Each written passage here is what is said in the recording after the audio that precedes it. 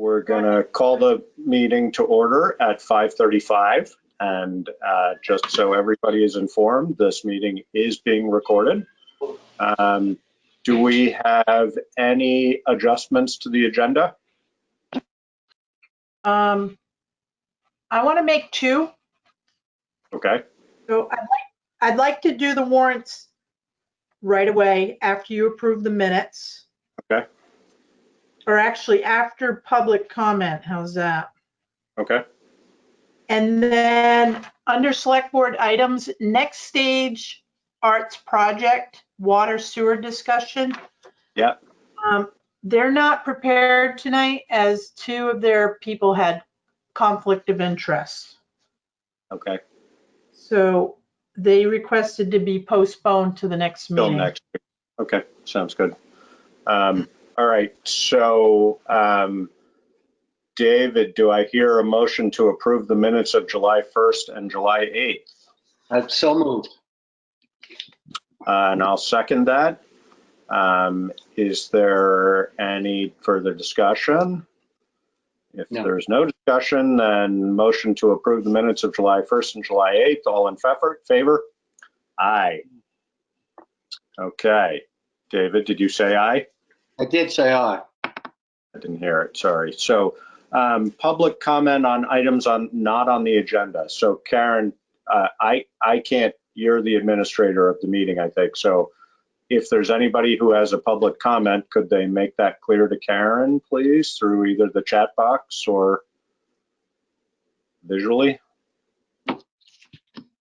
You seeing anything? Nothing, no. I have Okay. one person that's here to listen, and I'm not sure Mike, I don't know who Mike is, but Okay. So then you wanted to go ahead and do the warrants right away. yeah, can we do? So you want me to make a motion? To approve and execute the warrants as presented upon review. You got it, exactly. So moved, yep. Okay. Let me jump back because there were a couple things. Okay, so you want to go ahead with payroll warrant first, Karen? Yes, I would. So payroll warrant dated July 17th in the amount of $14,583.36.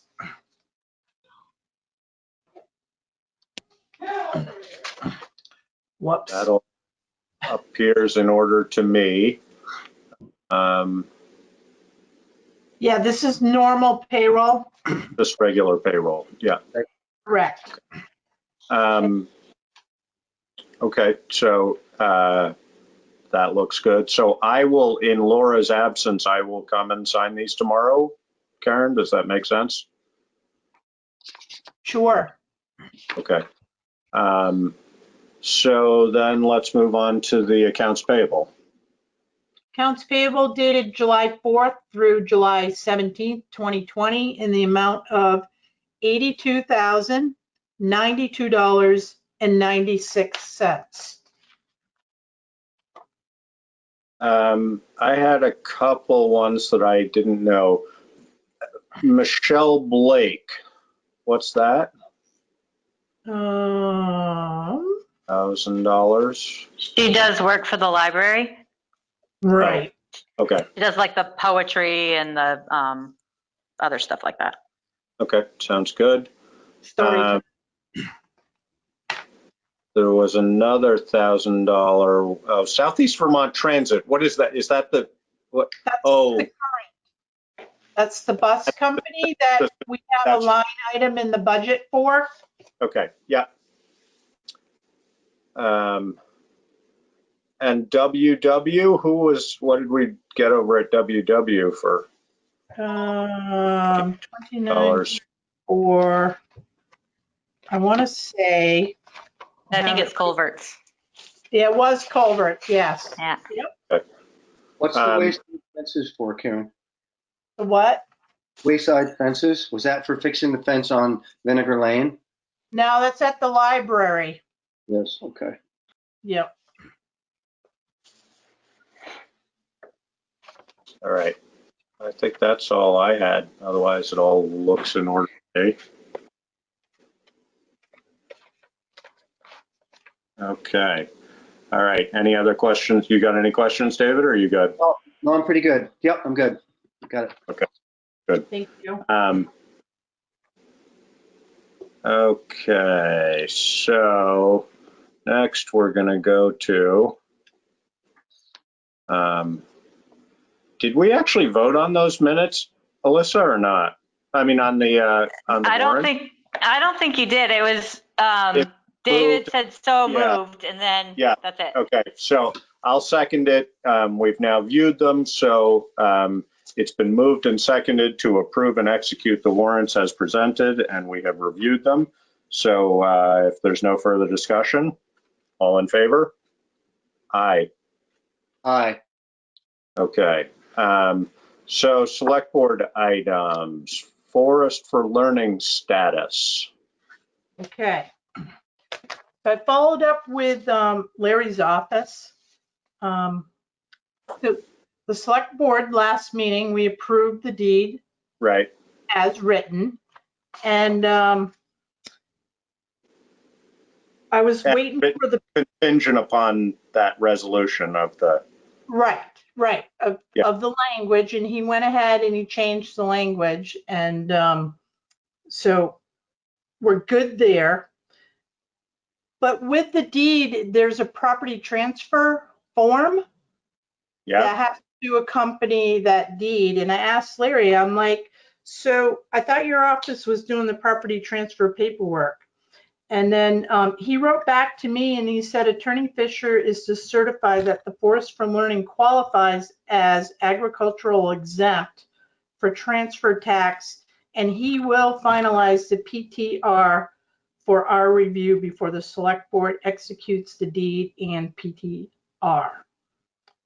And Bob Fisher was copied on that email. That was Monday, July 13th. So this thing is still hung up a little bit, and I'm. but it's not our doing, so. No, so I prodded Larry again to see what the status was, through an email today, but I did not get a response. And I actually had a call into him this morning about other items. Yeah.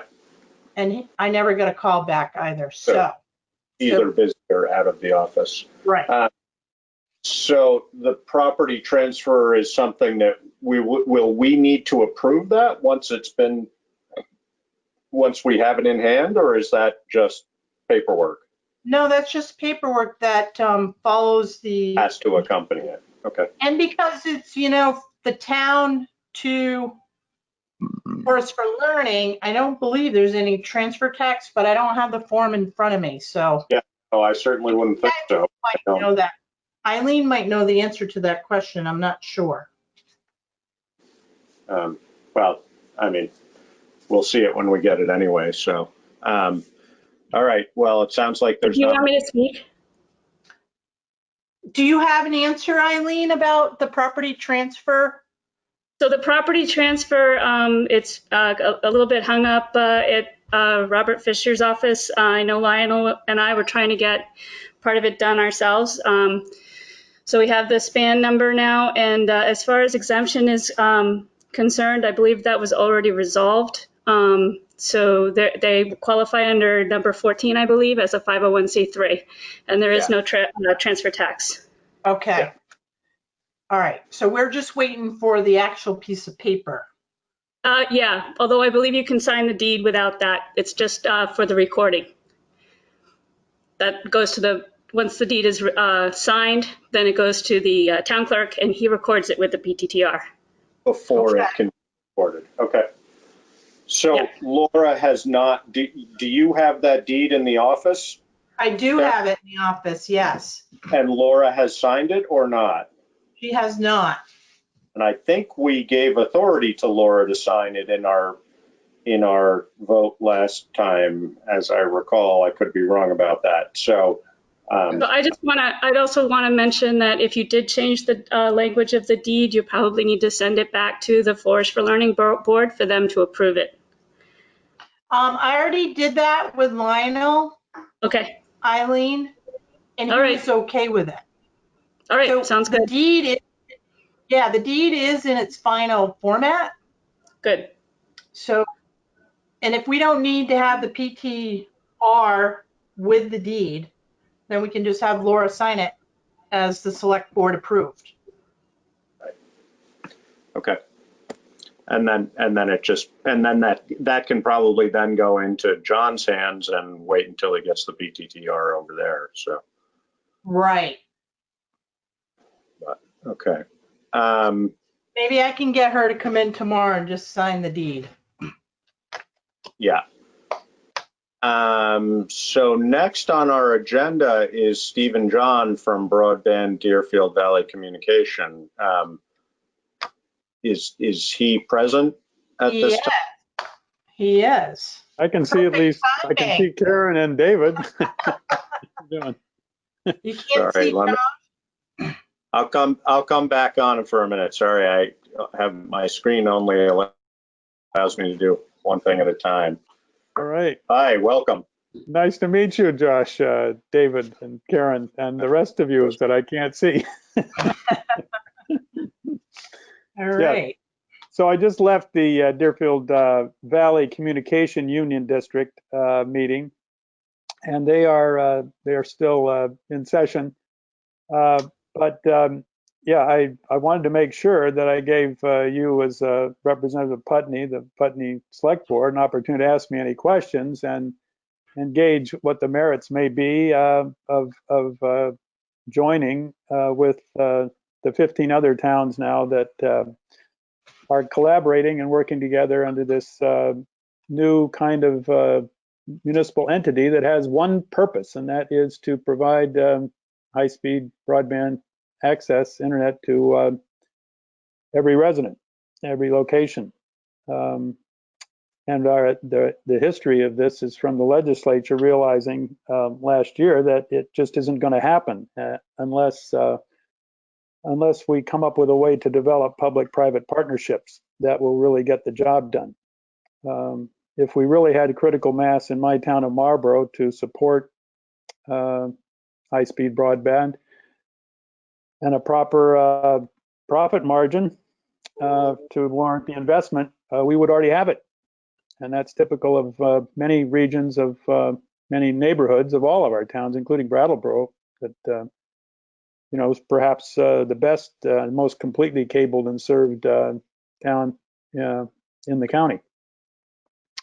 The two new towns we admitted tonight were Londonderry and Vernon. So we're up to 15, and we also have committed to being partners with a consortium of I call them big fish in the RDOF, the Rural Development Opportunity Grant funding that happens in a reverse auction in October. That's the way the federal government wants to get this job done the cheapest. So they run a reverse auction, and they have certain parts of our towns that are considered unserved. And so these companies bid on providing service to those towns. The consortium that we have decided to join includes the Bennington CUD. Bennington CUD is now called Catamount Fiber. And then also Green Mountain Power, who owns all the poles in so far all our towns, and Velco, that provides the network access and fiber to control that network of power distribution. That's a jointly owned, not-for-profit company that is jointly owned by all the utilities in New England, well, in Vermont, the Velco part.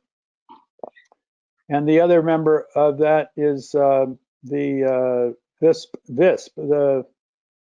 I don't know what it stands for, but it's the municipal utilities, power companies. We have a few of these in Vermont, and one of them happens to be in Jacksonville Electric.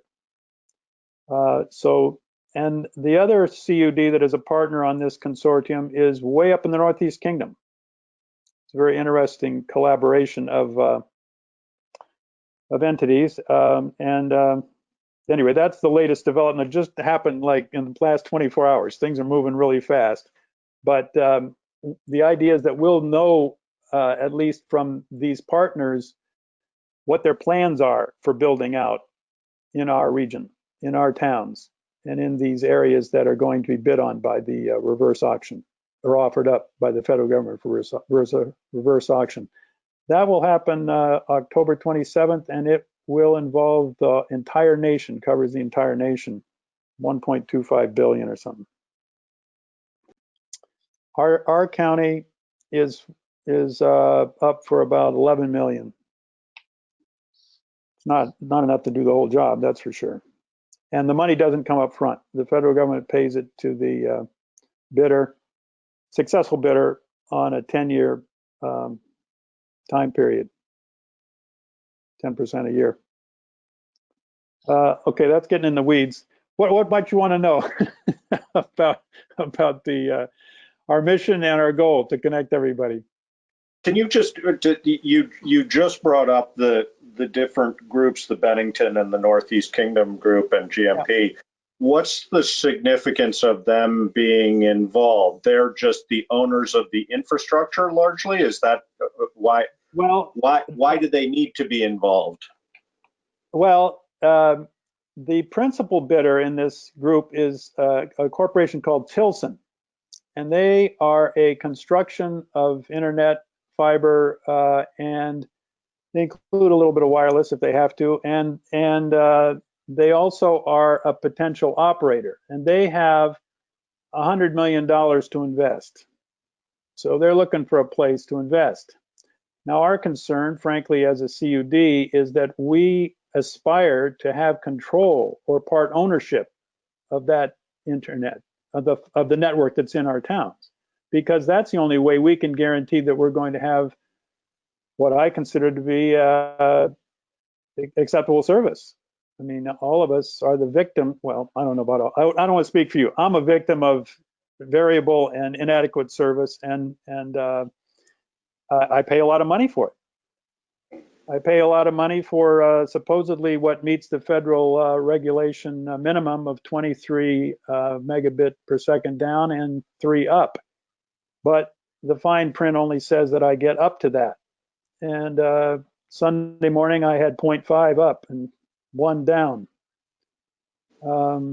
So, you know, that's pretty typical of the rural areas that are depending on copper. If you have any, you know, citizens in your town that are depending on DSL for their internet connection, they're probably pretty frustrated, and have learned this year with the COVID and this remote kind of meeting obligation and learning and medical attention, medical care. I've attended 2 medical appointments for a senior citizen as a medical advocate, and you know, that's you know, it's not fun anyway, but it makes it even more difficult when you don't have adequate broadband.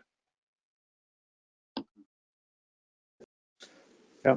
Well, I think everybody's aware of the need. Yeah, we had the conversation last week or 2 weeks ago, I guess it was, and I'm not clear on the details of the idea that if we don't meet seemingly certain benchmarks within a certain period of time, that we would have to bond, and I didn't fully understand what the implications of that were, both for the district and also for the town of Putney.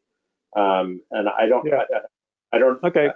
I'm assuming you know what I'm talking about, because I don't. Well, I think so.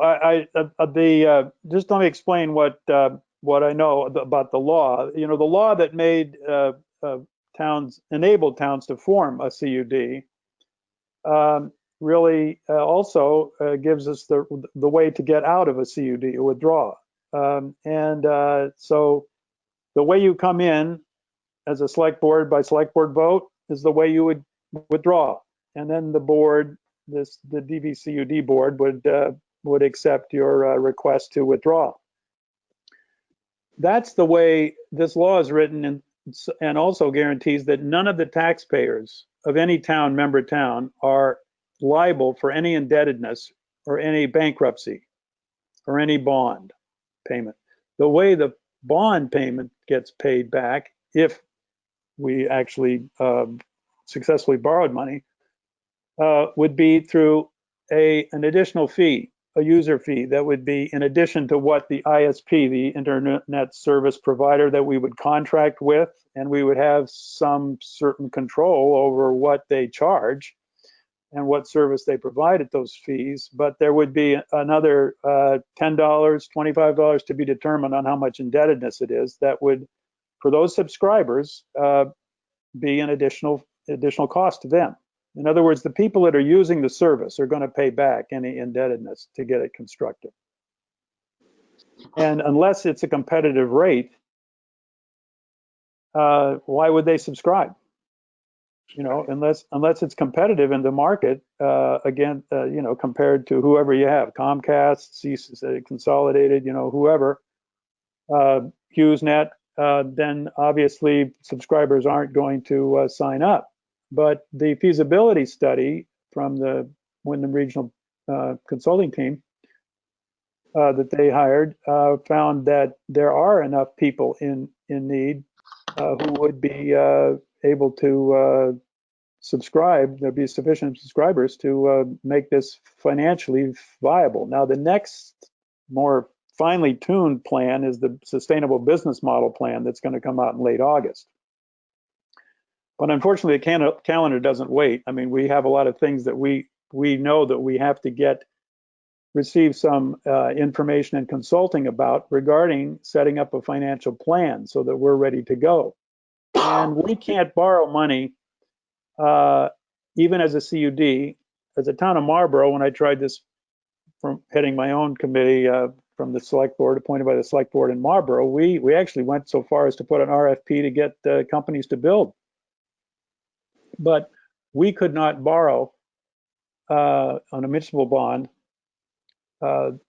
sufficient money or any money to build this. You can build a firehouse, you can build a you can build a waste disposal station. You can, you know, you guys are familiar with what you people are familiar what you can build as a municipality, but you can't build a fiber, you know, a fiber internet network. So, but what you can do with the CUD law, change in law, is that you can borrow revenue bonds, because once you establish a revenue stream, then you have the security that it'll get paid back. And that's the distinction that the CUD law made possible for us. Now, New Hampshire, there are towns in New Hampshire who have done this independently without recourse to a consolidated union district. Chesterfield, you probably read about. Right. And Yeah. Chesterfield was able to float a bond themselves to build it through the state bond bank.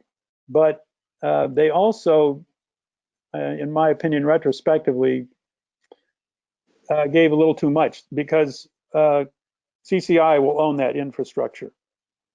And the 4 towns that have followed, including Dublin in New Hampshire, negotiate a little more harshly with CCI, and they eventually will own the you know, the infrastructure.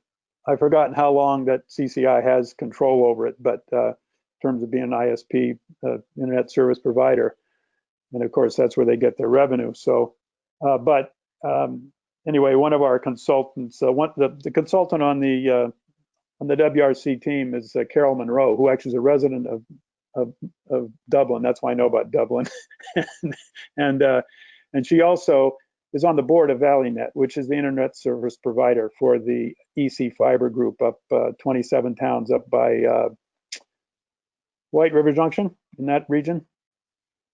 There are 6 CUDs in the state now, and it's likely that we'll have up to 9 or 10, depending on how many towns and what regions want to get together to have this happen.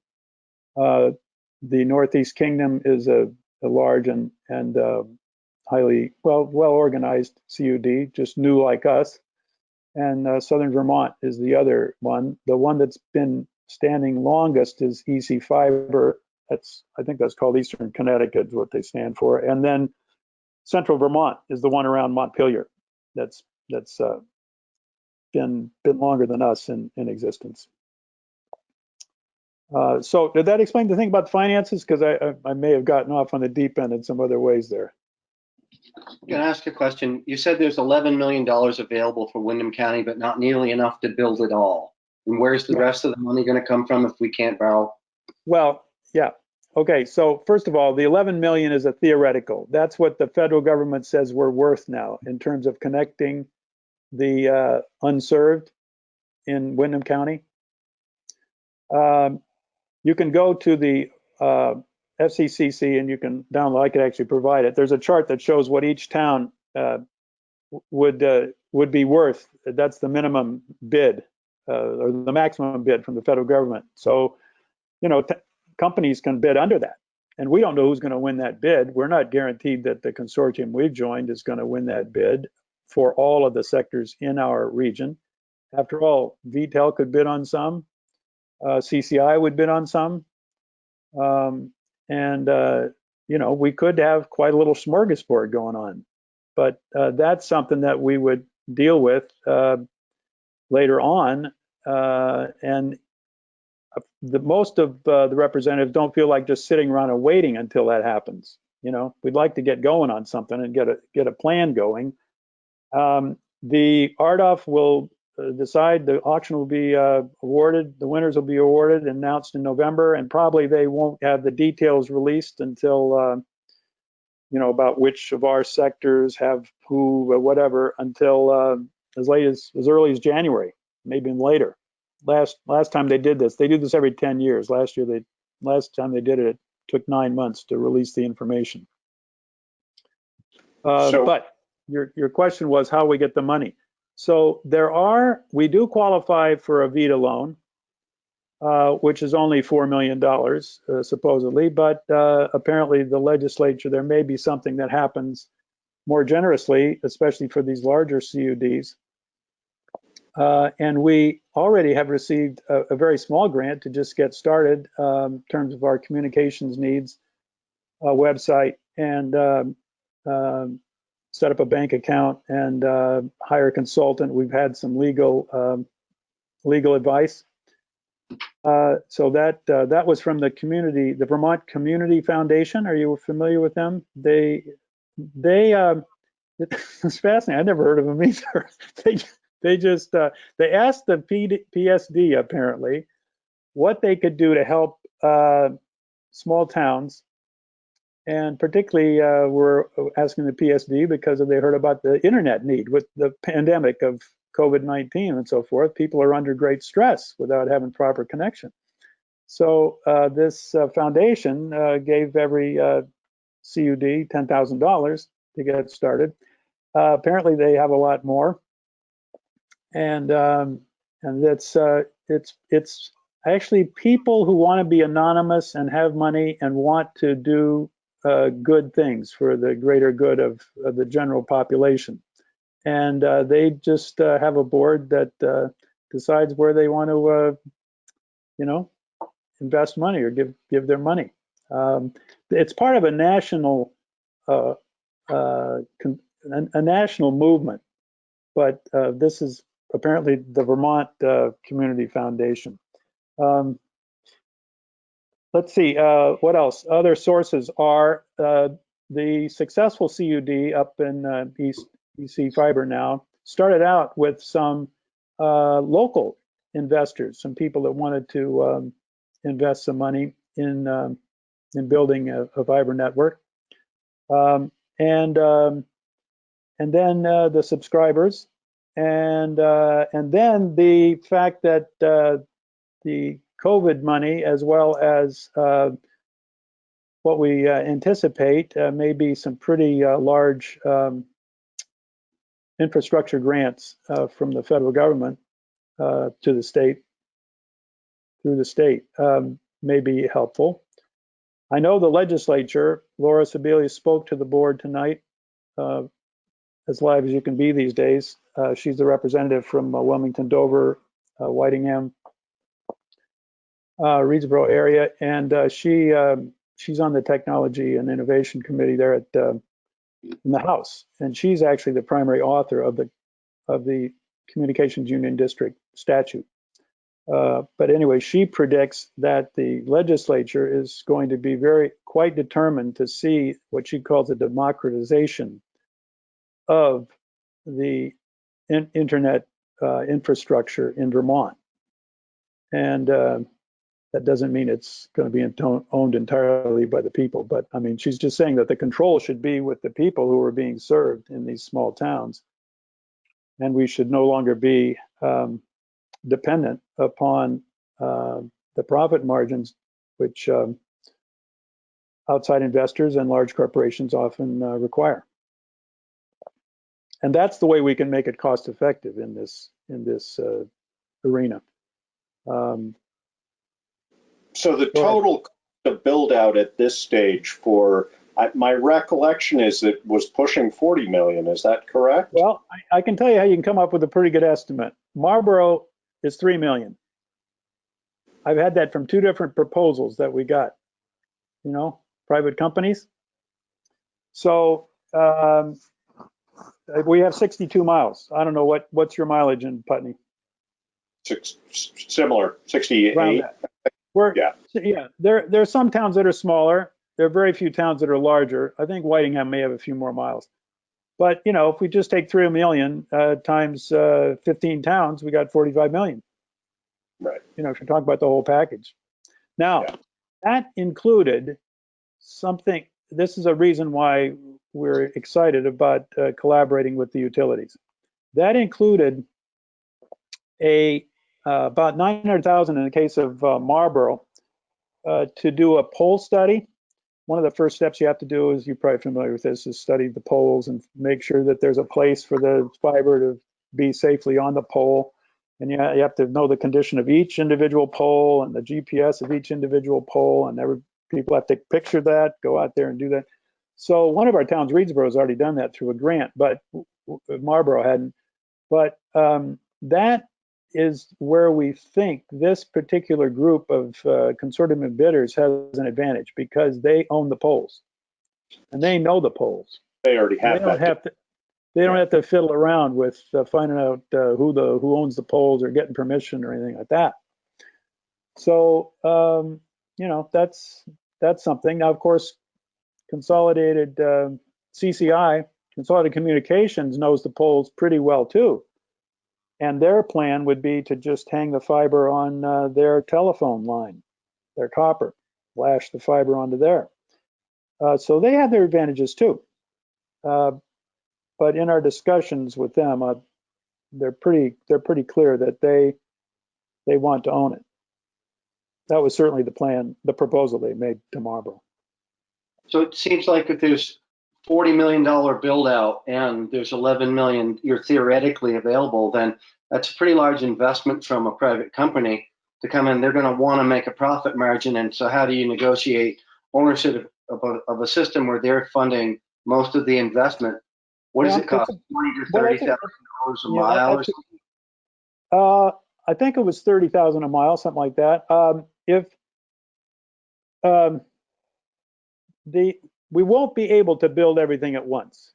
This is not going to wave a magic wand and get everybody built at once. So the strategy, at least outlined in the feasibility study, was to start small with the most, the neediest, the towns with the most unserved, that at least were contiguous or accessible to each other.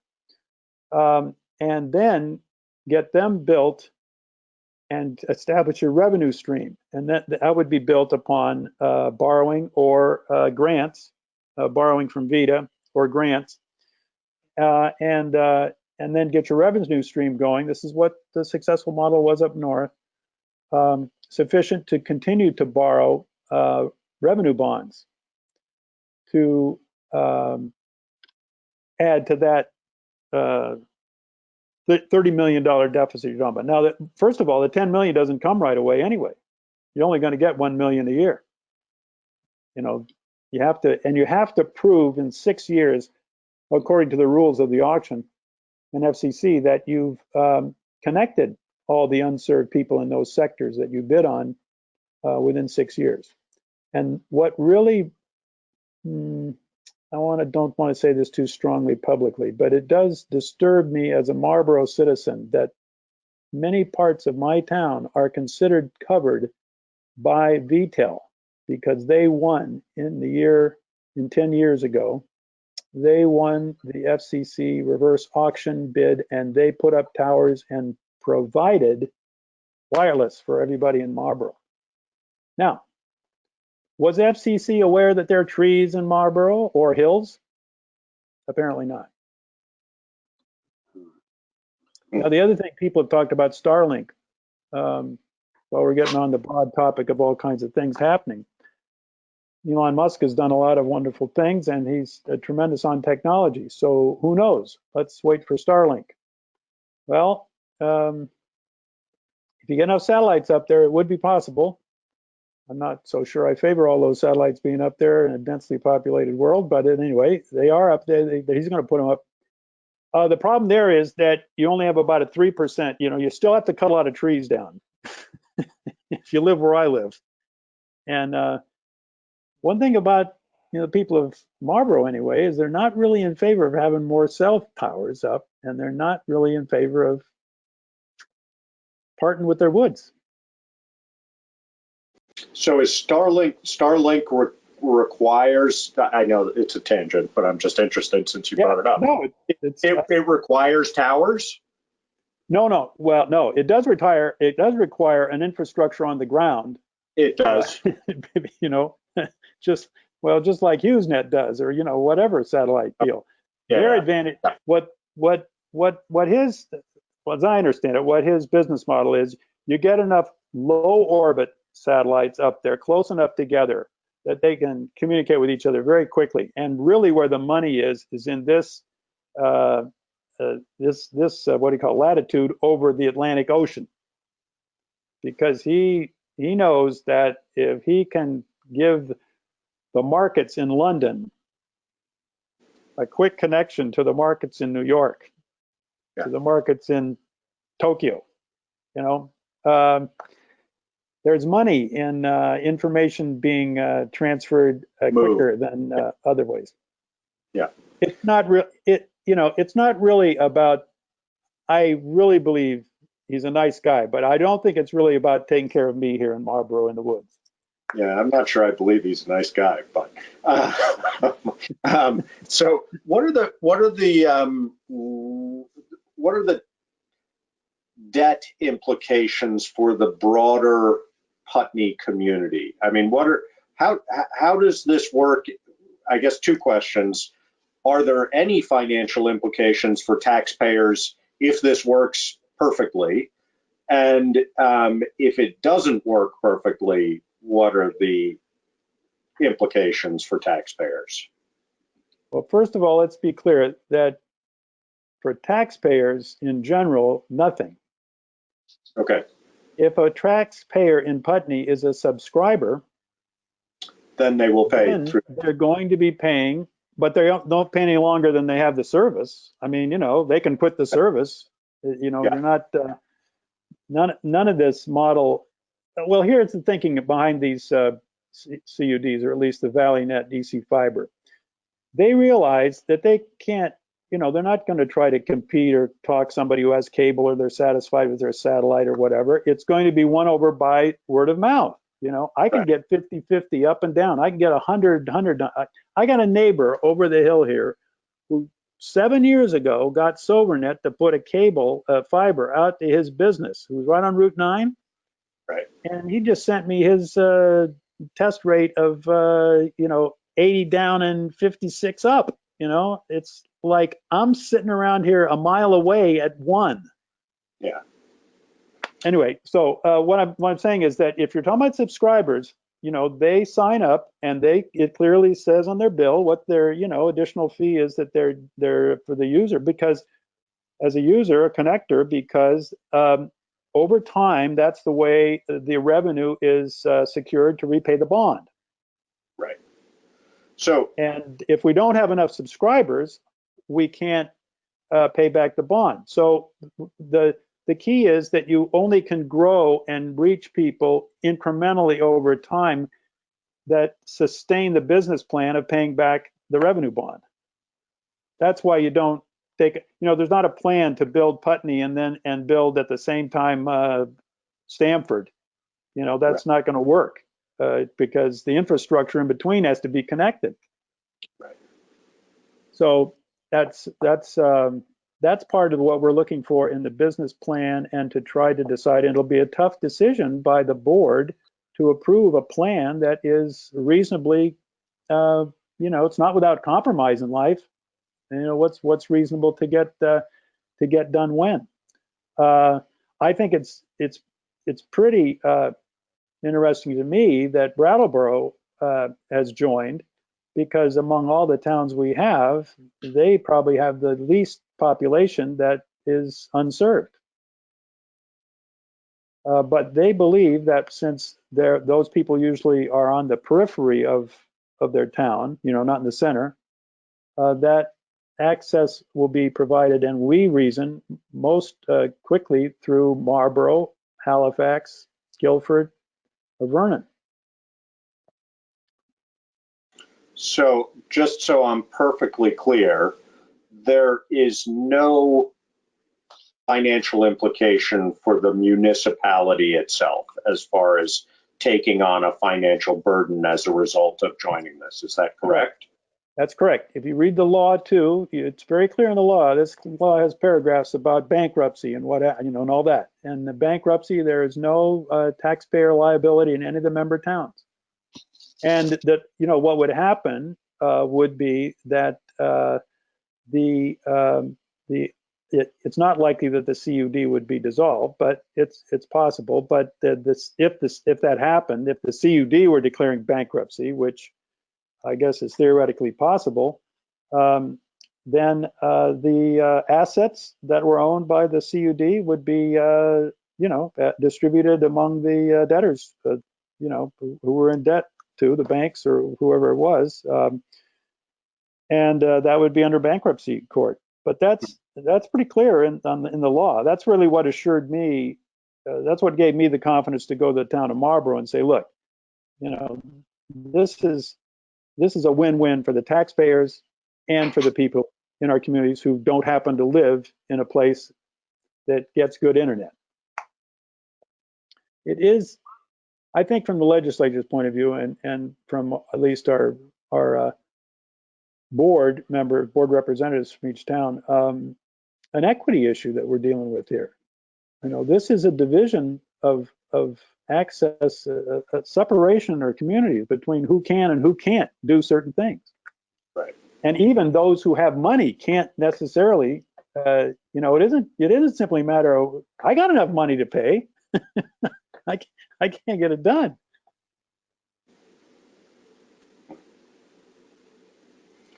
So how many more potentially, is a larger CUD necessarily better? I mean, we've been sort of watching this grow and saying, well, this seems like something we might well want to be part of, but why would we want to be part of it now versus later? Is there, what are the advantages of being part of it sooner rather than later, and or is it going to grow significantly beyond sort of the is it going to be larger than Windham County ultimately? Well, we already have two towns in Bennington County. That's Reedsboro and Stamford, and that's because the water runs down that way, the power lines run down that way, the telephone runs that way, and so forth. Yeah, well, and I think Weston, I don't think Weston is in our county, is it? They're considering joining, but at any rate, the law doesn't pertain to any boundaries of counties or to towns. And I think that's appropriate, because actually the way you would serve people is based on the way the roads go, or the rights of way go for power lines and so forth. Now, why would you join now? Well, right now we don't, as a DVCUD, we don't have anything definite planned.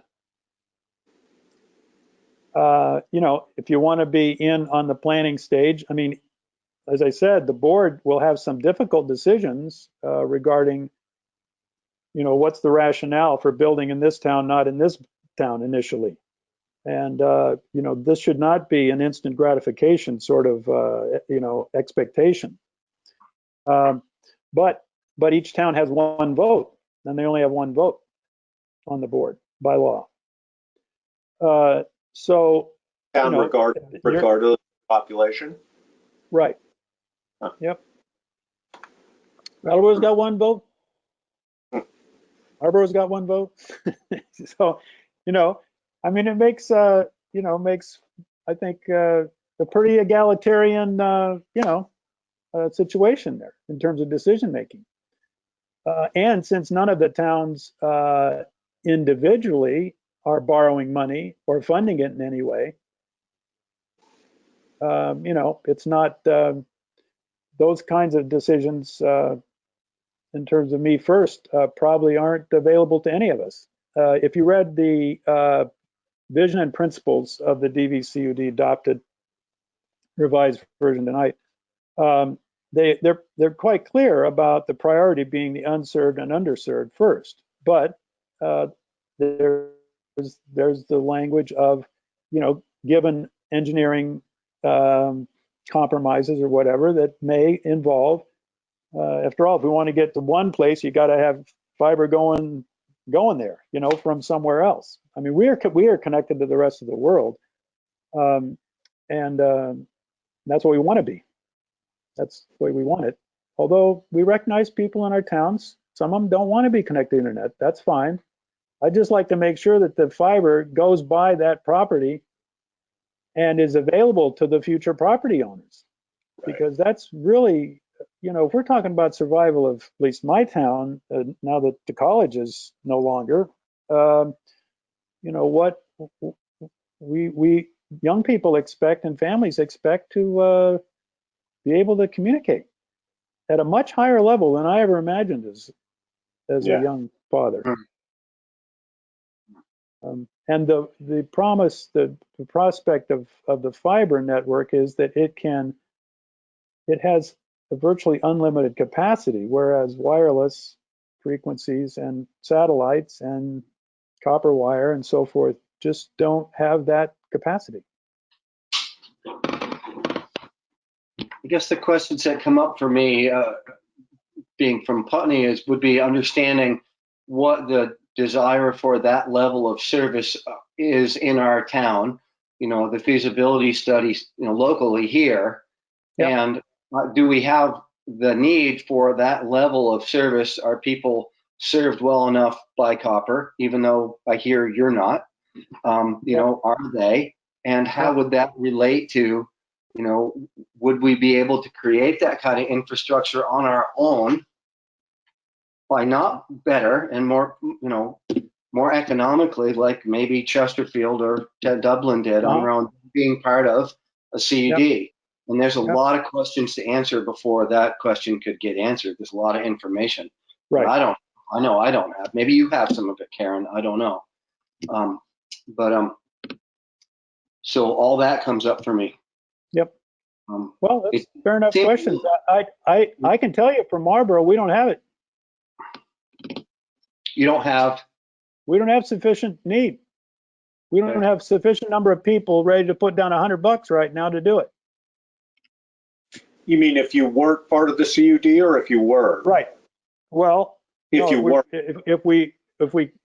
if we're combined populations of towns, we are.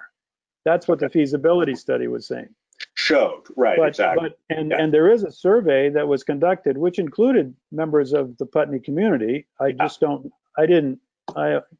not really interested in, you know, bragging about who has what number and all that stuff. I don't care. Right. But you should look at that feasibility study and find out what the survey data indicates about Putney. To answer your question, David, that would be the way to find out. But I know from Marlboro that only less than 100 people responded to that survey.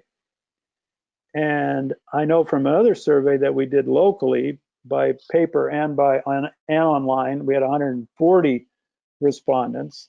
that, you know, I know that there are more than 150 people that are actually eager and willing to pay, but we have a lot of miles in our town, and we don't have enough, you know, critical mass along those roads to make it happen in the more rural areas. The center of town, my phone's ringing, I'm sorry, but I'll try to continue. Yeah.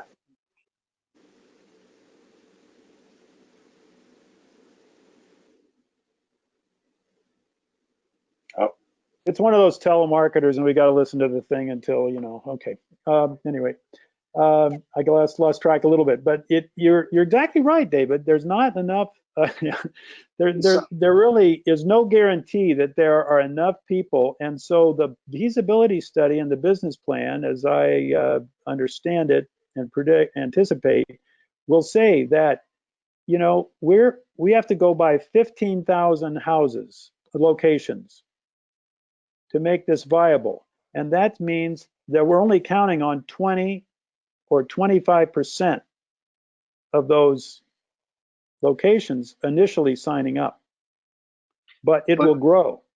The second year or third year, it'll be 30%, and then it'll be 50%. At least that's the experience up north in the 27 towns that did this.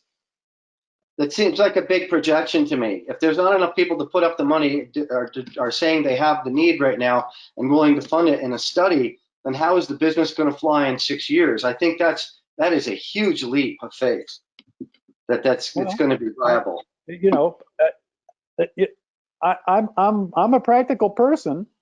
I understand what you're saying, but you know, if we don't try this shot, what are we doing? What am I doing for my town?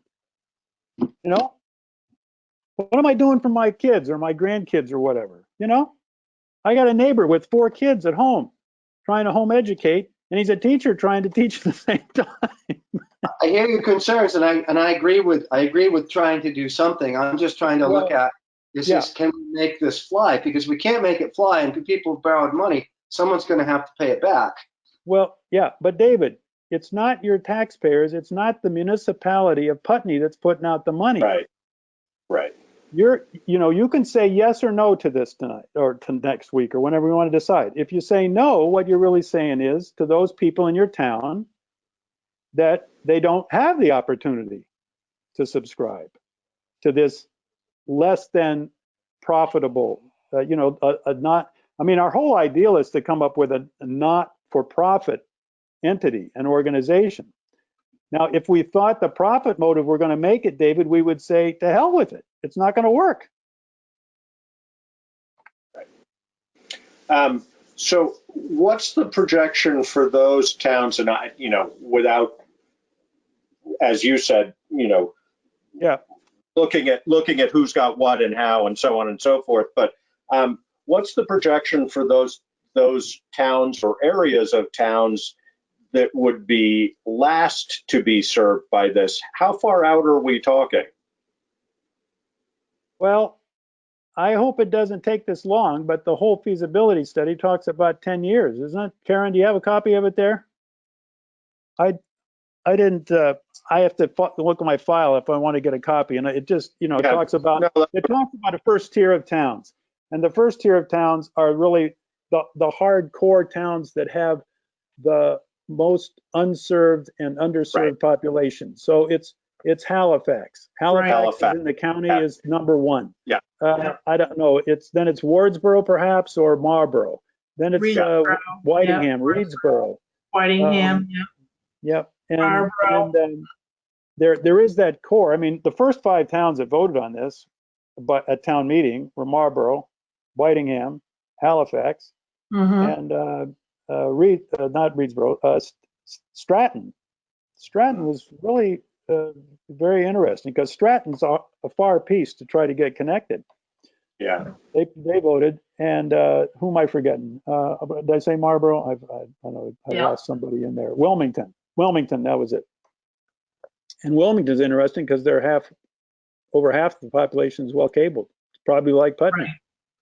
Well, Putney is almost 72% with cable or fiber. Yep. Good for you. So, I'm envious. So how do we make this decision reasonably? I mean, I guess I don't know. I don't sense that there's a downside, but Well, that's my I problem. feel like, but I feel like that's what I feel like. Whenever you don't sense there's a downside, something's know. wrong. Yeah, I It's really scary. don't. Sure. It's scary, man. It's scary. Look, You just don't I mean, see you it. can, okay, you can just, I mean, you can keep looking for the downside if you want. I can't help you with the downside because I haven't been able to find any either by prediction or by experience. Hmm.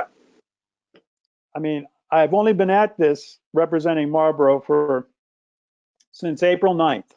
Well, actually, I was appointed in March, but so, but we are not, we're not without following a path, or at least having a example of success that actually motivated the legislature and encouraged the legislature to make these communications union districts possible. That was the EC Fiber Valley Net group up north. Which I would assume, and I may be off base on this, but I would assume their overall population density is quite a bit higher than ours. But is that, I don't know whether that's true, Well, and I don't know. Yeah, Irrelevant. they got a lot of small towns. They got 27 towns now. They just admitted 4 more, I think, to get them to 27. And they've been at it for 10 years. And they ignored the cabled areas of town, the centers of towns, Right. and concentrated on getting to those that needed it and wanted it. And that's what this incremental concept is. Now, I hope it doesn't take us 10 years. But supposedly, in their experience, you really can't expect to build more than 250 miles a year. right. Just because the capacity isn't there for the labor and for the planning and all that, even if you have the funding. So now, it's possible with this COVID-19 that things will crank up a little faster, but it's yeah. And so your thought, Josh, and perhaps David as well, well, why not wait and see how things go? Well, that's certainly an option. I mean, one complication for the board is once we start building and start borrowing money and making it work, when a town decides to ask to join later, there are reasons why we might delay. Yeah. Why the board might not be so receptive. Right now, we're all like in the pre-adolescent stage, like, hey, the more the merrier, let's get on it. And I do think with representation, you can be instrumental and effective in securing for your citizens, a seat at the table and getting what you want sooner rather than later. If you you can choose to wait and just see how things happen. But if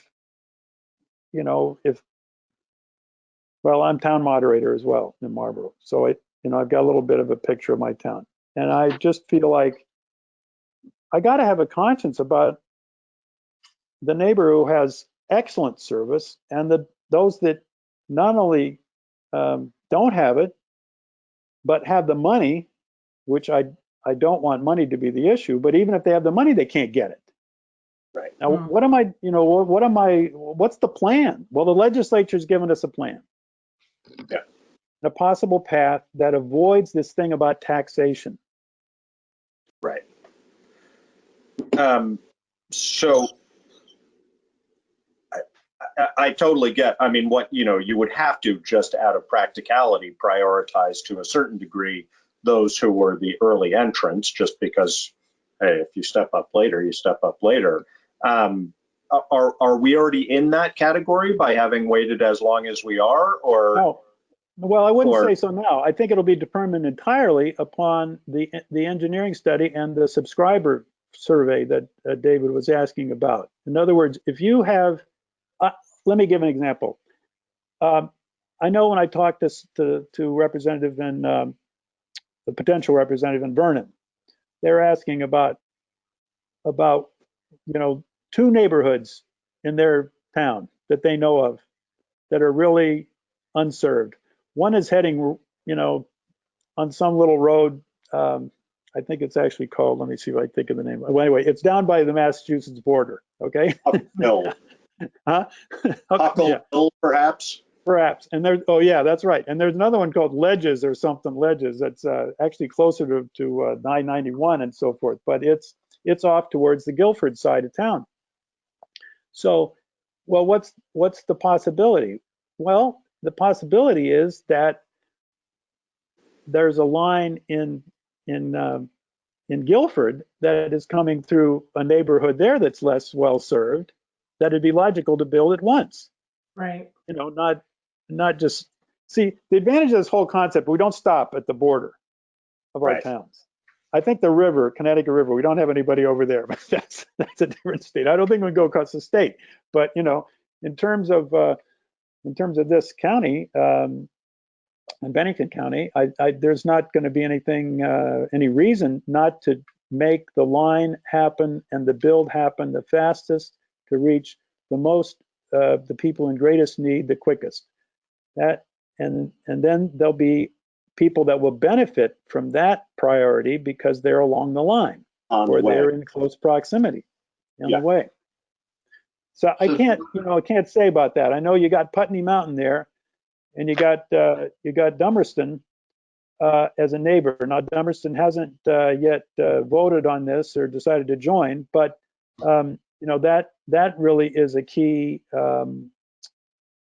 connecting piece, along with Brattleboro, of course, coming up through Dummerston as well.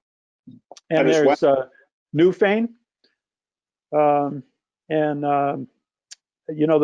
difficulty those towns face is, I think, similar to yours. They have a lot of people who are on cable, well served along the Route 30 corridor, Southern Vermont Cable, and of course now when I say well served, there are some people who complain about that, and especially the people up in the hills, are not so well served.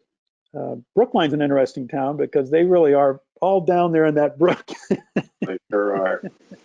Well, they own up Putney Mountain, but there's nothing there. So nobody wants to live up there. I've tried to drive over that road a couple of times, and even in the summer, it's a challenge. Yeah. And is Westminster part of the CUD at this point? Westminster is part of this study in terms of the. If you went to feasibility study, Westminster would be listed there. That were part of the survey. They were part of the WRC. This is initially a feasibility study under the grant from the PSD to Wyndham Regional Commission. They haven't joined yet. No, and who I've heard from, or I have contact with, is you've been the next, and then there's Weston, select board chair, has talked to me, and he said that if Londonderry joined, which Londonderry just joined last week, just got admitted tonight, that they'd probably follow along because they have a great affinity north-south there in terms of their. Right. So we're a bit of an island right now. Yeah, you're off on the river there, on the river side, and you may want to talk to some of your neighbors and see how they feel about it. But we certainly originally started with Stratton, wasn't connected at all to the other four towns, and that's that we certainly are just as determined to serve them, and that's. Fortunately, Dover and Wardsboro joined shortly thereafter. Like that. And Jamaica now, so we certainly have plenty of reason to be thinking about developing at two ends, of the CUD at this point. I'd love to, think about a Connecticut, cluster as well, or at least a Route 30 to the Connecticut cluster, but. And Brookline is a member town or not? No, I haven't heard from Brookline, and I think they'll be quite far down the line because I was superintendent of schools before, and Brookline was one of my districts. So, I know that they are all really pretty well connected along that Athens Road there. Because we have Road. that are only accessible through Putney that are actually in Brookline, including the top of Putney Mountain, That's right. Yep. far into Hollinsville, et cetera. There was great concern about what school district they were, or what school they were going to. Remember, there were some kids in Oh, yeah. That's not a problem for us with Brookline and with Westminster, but yeah, it'd be easier to get to Newbrook School than it would be, or Brookline than it would be to go to Putney. Yeah. We had that in Marlboro many years ago too with Whitingham. Yeah. Well, what else? Just out of curiosity, are the majority of you said one representative per town, are the majority of them just, I mean, not that we aren't citizens also, obviously, but are the majority of them select board members, planning commission members, That's who are they? interesting. It's a mix. Our board chair, Ann Manwaring, is a select board member. Yeah. I'm trying to think. I think Omar Smith might be a select board member in Reedsboro. Our representative and clerk is David Jones. He's in Halifax. He's not on the board. And I'm not on the board. So I don't think there are any other board members that stand out to me. There are alternates that are board members in Stratton. And then Brattleboro is represented by Patrick Moreland, the administrative assistant. The manager assistant or whatever, right? Yeah. He happens to be a resident of Marlboro. Who has pretty good service, actually. Want to know the details.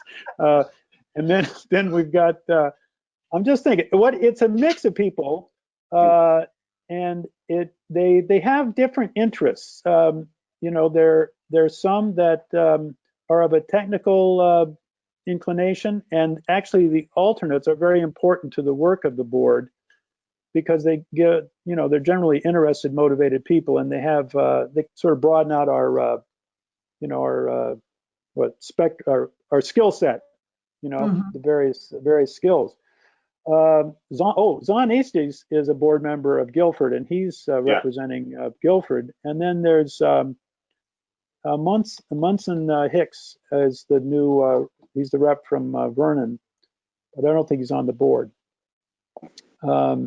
So, I can't say, but that is kind of just curiosity more than anything else. And also just to know that it doesn't require being a select board member, which I knew it didn't, but I didn't know whether there were.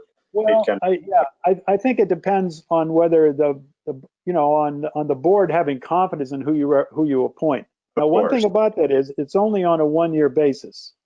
And of course, somebody can resign anytime, obviously, but the board is required by the law statute to reappoint every year before the annual meeting, which is, usually it's when the board's reorganized after town meeting, right, the select board, and before the May 12th annual meeting date required by the CUD statute. So that's another, some reps or some alternates may not find it's their cup of tea, or they want to continue. So there is there is an opportunity for people to just. Karen, did you have any questions? No, I just wanted to make it clear that you need one representative and 2 alternatives. And I'm not sure We're getting an echo. Why?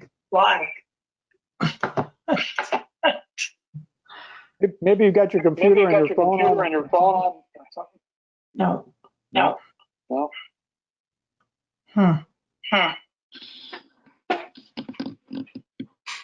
It may not be you. Maybe all of us. We're just echoing what we're saying. Yeah, why is it the feedback's driving me nuts? I'll turn my mic off. and see if All right, is that better? Nope.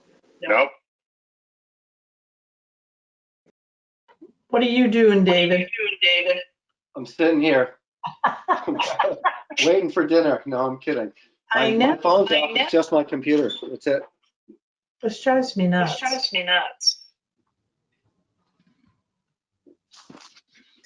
So who are the companies that actually laid that cable? Oh, you're asking me, Dave? Yeah. Okay. So who are the companies that actually hang the fiber? Mm-hmm. We don't know. The companies that can, are capable, are consolidated. There's an outfit called Matrix that put in a bid in Marlboro. There's GWI. That's a group in Maine. There's Tilson. We interviewed 10 other vendors as a vendor committee of DWD. The minutes from those vendors meetings are online available at the website bvfiber.org. I'm trying to remember. Fujitsu. ValleyNet contracts with Houston to construct their fiber. I lost you. The sound is terrible. I'm losing you, but I'd love to get the list of companies. Maybe you could share that with me. That'd be awesome. Okay. Thank you. Karen, you'll give me the email and I'll Okay. follow up. Thanks. Okay. I think I'm good for the moment. You good? Yeah. Thank you very much. Thank you. And I'm guessing because Laura is here, we make a decision tonight, probably at our next. Okay. Well, thanks so much for your time. Appreciate your consideration. You. Bye-bye. Bye. Thank you. I guys, so I gotta grab the charger. I'll be right back. Okay. Karen, this sound is terrible for me. It's Karen. bad. I don't know. Somebody's got feedback and I don't know where. Karen, What? do you have everybody muted? No. So mute me and mute Mary. Well, Mary's been muted. Everybody's muted at this point. I think it might be Josh if he's gonna do a charger thing.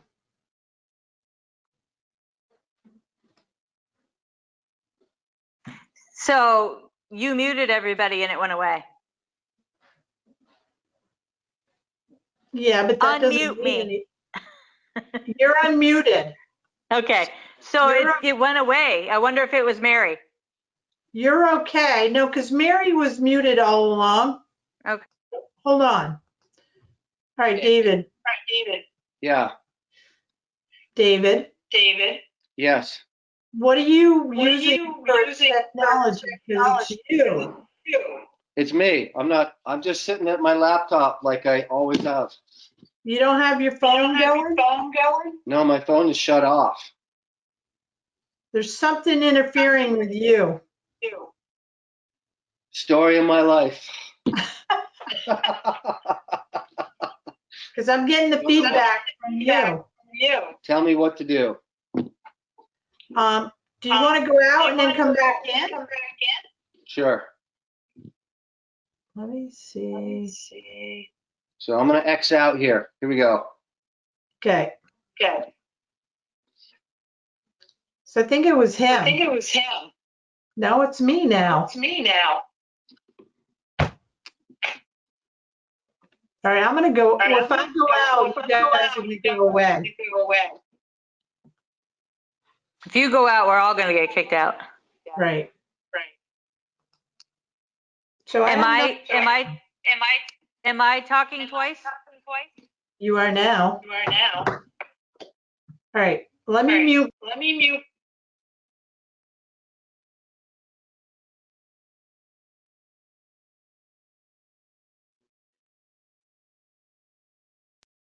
How we doing now?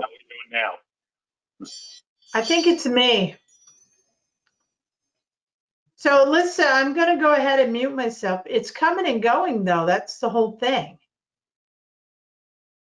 Mute yourself and then Josh and I'll talk and see if it's doing it. Now Yeah, it seems fine, Right, so it's her. but I'm not sure whether she muted herself. Okay, now unmute yourself, Karen. Okay. All right. But Oh.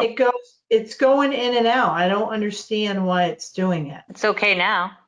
Yeah, it seems fine. I heard it fine that time. Must have Right. been Dave.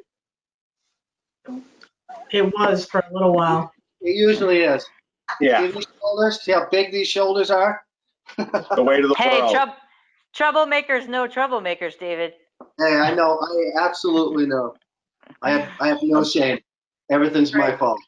Let's finish this up before we run into more Yeah, technical. okay, so financials year end. All right, so in your packets are the financials, because we closed the year out on June 30th. And so I'm not sure if you had time to just review them, but general fund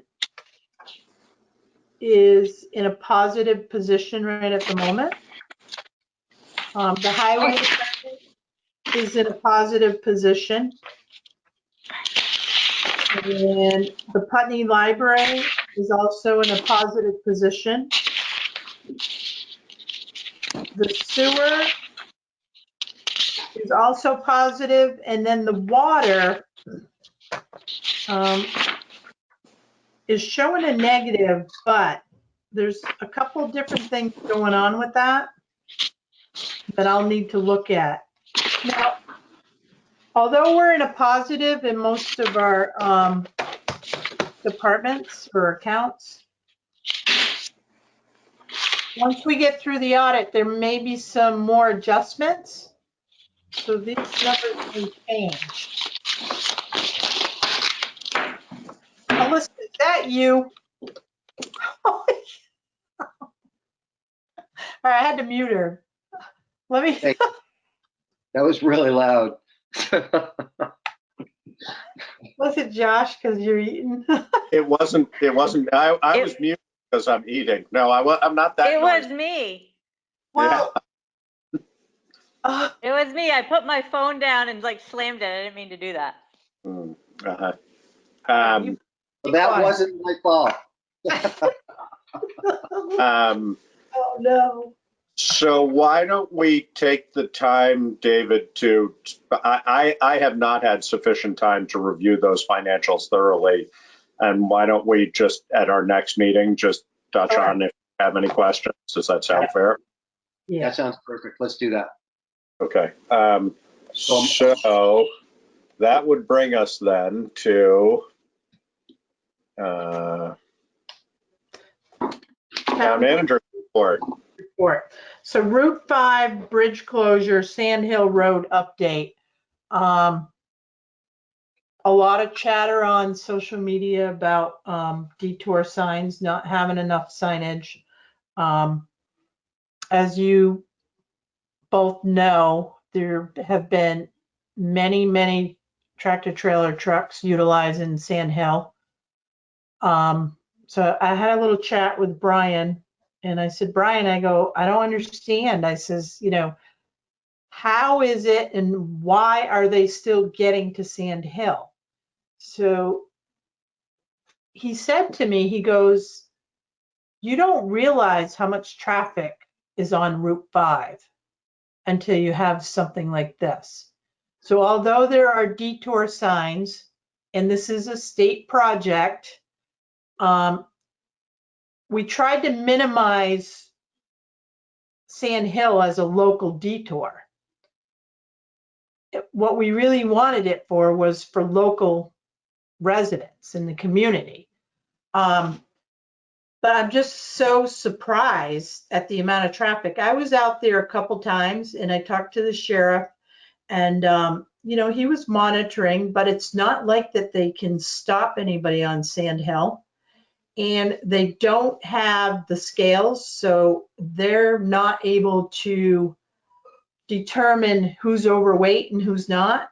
So that's a Department of Motor Vehicle, which is a state agency. Of course, we haven't seen them whatsoever, but it's unfortunate. The road is holding up. And Well, probably the most important question related to that is how's the schedule going, and are we, because we're really only, in theory, the road's only going to be closed for another 3 days, 4 days? 4 Yeah, days. 5. So I Yeah. walked over and talked to Mike Renault because he's been on the job site every day. Yeah. And so things are looking good. They're on schedule. So he didn't really give me a date, you know, whether it be Sunday or if it might be sooner. So I basically asked him the question. I said, so when the bridge closed signage and all the Jersey barriers are lifted, that bridge will be open to traffic? He said, yes. He goes, we're not going to be complete with the project. There's still more stuff to do. And in the future, we will have like 1 lane traffic. Right. So, you know, I just want to, I know this has been like an inconvenience for the community. And I have heard everyone's concerns, you know, from speed to the heavy weight traffic, you know, the overweight vehicles that have been using Sand Hill. Anyone that uses Route 5 knows that Sand Hill is there, you know, Right. and they're using it. And it's unfortunate, but again, we only have like 4 more days. Route 5 will be open, and then hopefully most of that traffic is going to be back on Route 5.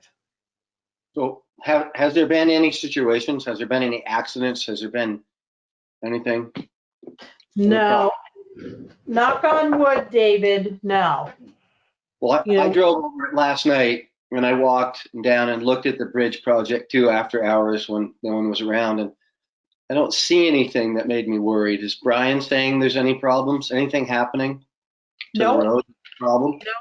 No, and he actually followed a tractor trailer truck, you know, that was trying to navigate Sand Hill. But like he said, he goes, if you're an experienced driver and you can negotiate Sand Hill, then there's not a problem. Right. So it's the inexperienced drivers that, you know, we need I would to. think it would be coming off of Sand Hill onto West Road that would be trickier if you weren't smart about it. Onto Route 5, I mean, that's tricky because it's a hump, but it's a relative wide swing. Right. But the other way around, it's tight. Yeah. But well, I'm just interested in, not that it matters, but do we have any sense why are there so many trucks? I mean, I know I agree that it's amazing. I mean, Route 5, we did the traffic study a number of years ago, and it's like 5,200 vehicles a day or something.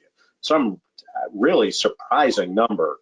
Yeah. But trucks, you would think, would pick up. I wonder whether I mean, you would think that anybody who's in town would know by now and would, you know, even though it might be inconvenient, they would take the long way because it would be less inconvenient. But I Right. also wonder whether it's the presence of a way station on 91 that, regardless of whether it's open, people just hop off and travel 5 because They don't want to encounter a way station. I have no idea. I'm just surprised there's that many trucks that don't either know, or why would they choose that route, you know? Right. Right. I don't understand it either. What exists between exit 4 and exit 3 that a tractor trailer has to get to? What businesses are there? I mean. 4 and 5, yeah. 4 and 5, right. I said the wrong thing. Yeah. Yep. Thank you. No, I Yeah. agree. Surprising. I mean, food delivery and this and that, but boy, there's not a lot of it, I wouldn't think. But Not anyway, right now. yeah, a few more days. Seems like it's going well. Right. So. The other thing too is Soundview paper is closed this week. So there is no truck traffic on Route 5. Now, and they know not to be on Sand Hill. So these other trailer trucks, or they're either using traffic apps because everybody has technology, Right. and GPS is leading them that way. That's the only thing I can think of. But So why would they get off the highway anyway? I don't really get it. But anyway, it's irrelevant. so I just wanted to update you on that. So we'll be looking forward to like the bridge closed sign being taken away and the Jersey barriers. And I'm sure there'll be some sort of announcement. So every week the state's been giving us a project announcement. So we may see a date in that announcement on Friday. Sounds good. It looked like I'm sorry. Go ahead. Yep. No, it looked go like ahead. it had already been poured. Like it was poured and they were keeping it wet. So all the They were steel work. curing. Yeah. Yeah. Curing. That's huge. A lot of it's done. But, so. Yeah. And that's the other thing too, those cement trucks, I don't know if they went up Kimball Hill onto Sand Hill, but I can't imagine that they could make that turn down Route 5. It's a pretty small bridge, though. They probably could have done that whole pour from one side. I don't know. I didn't see it being done on my side by the town hall. You didn't? Well, the other thing is, if they were Carroll, which they probably were, they have a Claremont. Bunch of their trucks come out of Claremont, so they may have just been running north on 5. I don't know. You might be right about that, Josh. Just because I'm thinking of it, because we're on this topic, Robinson's driveway, did Brian have a chance to look at that? He did look at that, and he estimated about $1,500. So that's. He estimated it would cost 15. Yes. Yep. Just So in I said, do you have a quantity of material? And he didn't have it written down. I says, well, can you get me something in writing and I can bring it to the select board on the 29th? So, but he said, yeah, it would cost about that much money. even if we do it ourselves. He doesn't want to do it. Oh, he doesn't. He does not. No, he feels like, because if we don't do it right, and then we'll have to go back and correct it. So. But so it wouldn't cost us any, well, we'd have to buy some material.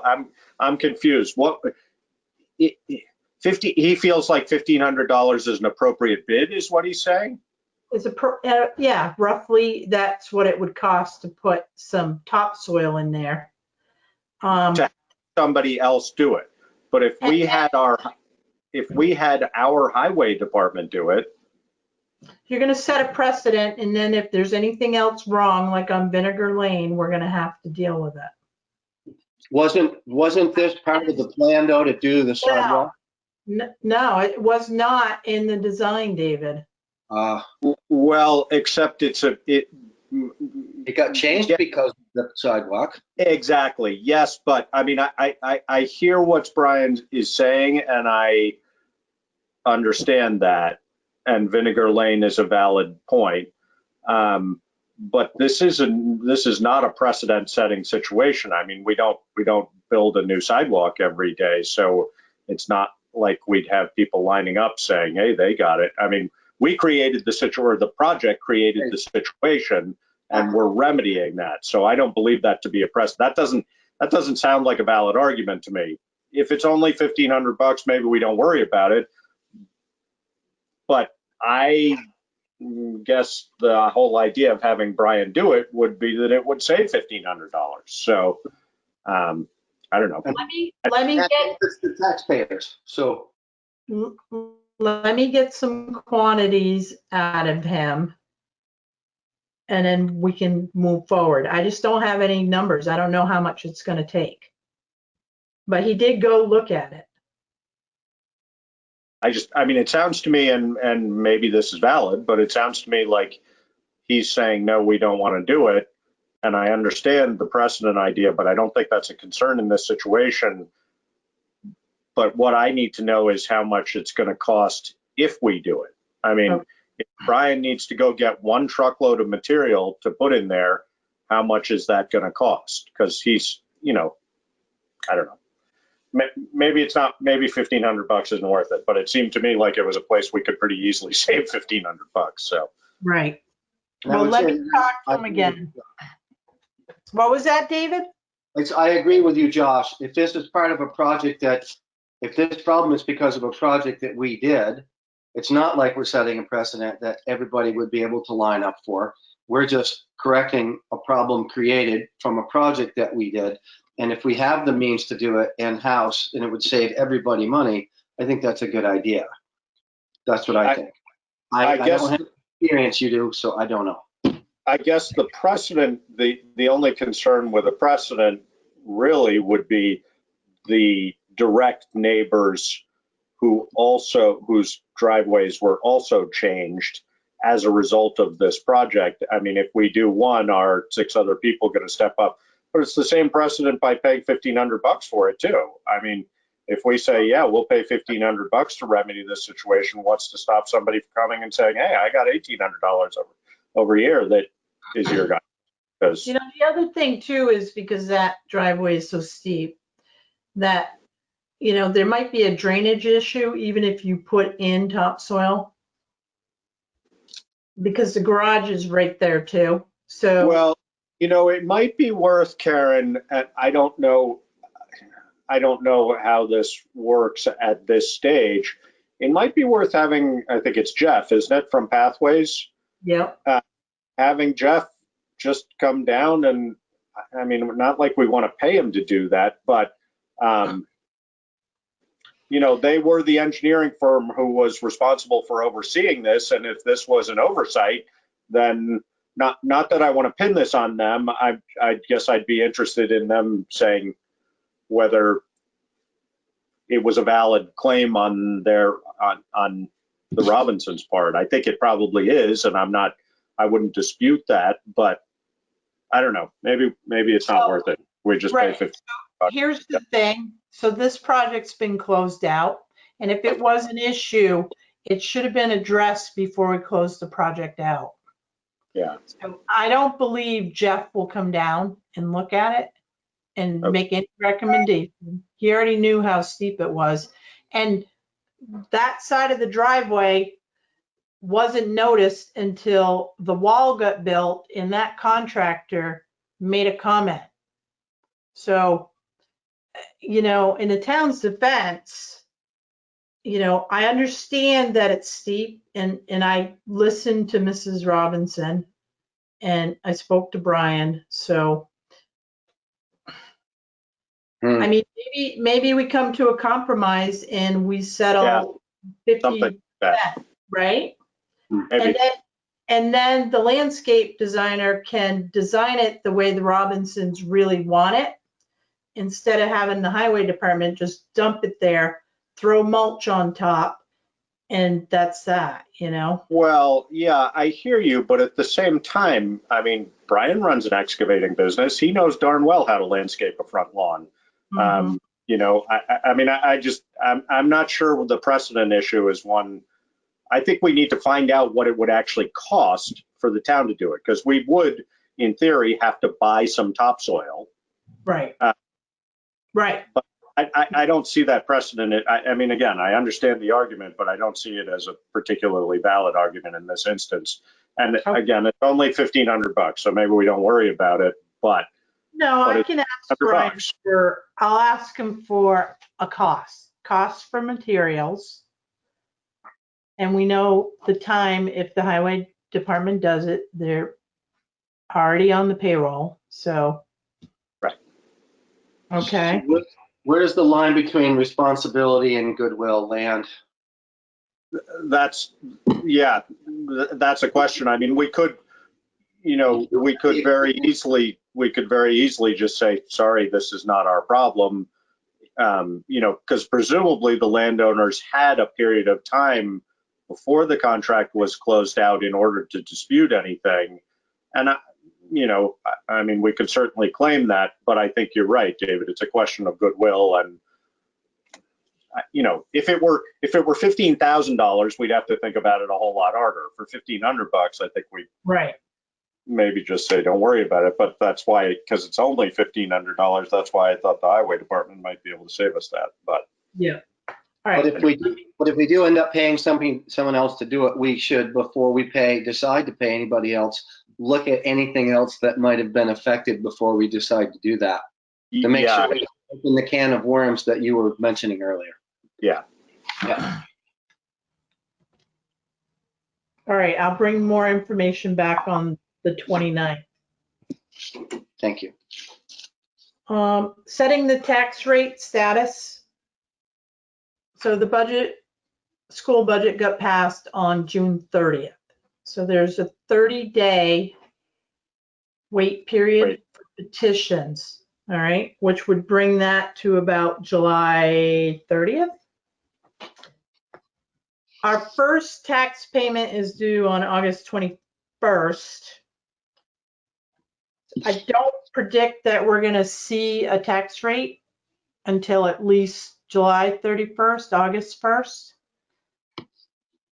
So we're going to miss that first tax payment. We're going to have to delay the first payment.